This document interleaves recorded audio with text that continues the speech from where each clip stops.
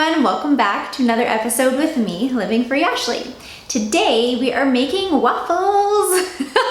If you've been following me for a little while now, you know that I am a huge breakfast fan. I could eat it for every single meal of the day. And I really love making pancakes or waffles every once in a while for just to feel special, like just to have that nice decadent breakfast. And I do have one other waffle recipe on my channel from a while back, and those waffles are made with aquafaba, which is the chickpea brine. So when you open up a can of chickpeas and they're in that water, that's called aquafaba, and it's usually used as an egg replacer in vegan baking and cooking. So I find that those waffles are nice and light and airy.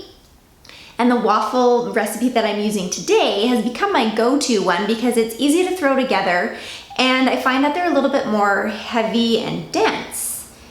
Not in a bad way. So the original recipe comes from delightfuladventures.com, and I've stayed pretty close to this original recipe. I've just tweaked a few things here and there, and it's all about the toppings too, which when you see in a few seconds the toppings I put on there, they turn out to be pretty awesome. So let's make some waffles. Okay, so in a medium bowl, you want to add 2 cups of warm plant-based milk. I used homemade oat milk today. A 1/4 cup of melted vegan butter, 2 teaspoons of pure vanilla extract, 2 tablespoons of ground flaxseed. I just grind up flax seeds in my Vitamix and then store them in the fridge in a mason jar, and 1 tablespoon of pure maple syrup. And you want to whisk that well and then set aside to let it thicken.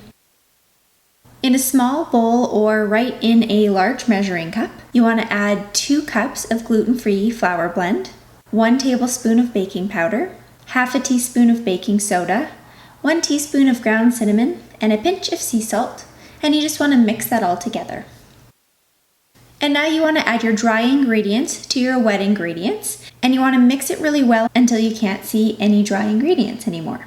Now, as I said before, every gluten-free flour blend is different, so at this point you might have to add more liquid or you might have to add more flour. The original recipe calls for 1.5 cups of plant milk, but because I know how my gluten-free flour blend reacts, I always add 2 cups.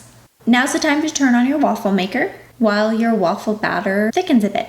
When your waffle maker light goes on and it's nice and hot, give it a spray if you need, and then drop the batter in big dollops onto the waffle maker, close it up, and wait for the magic to happen. As you can see, the waffles are browned, and they're nice and crispy on the outside, but they're nice and fluffy on the inside. And now's the time to dress up your waffles.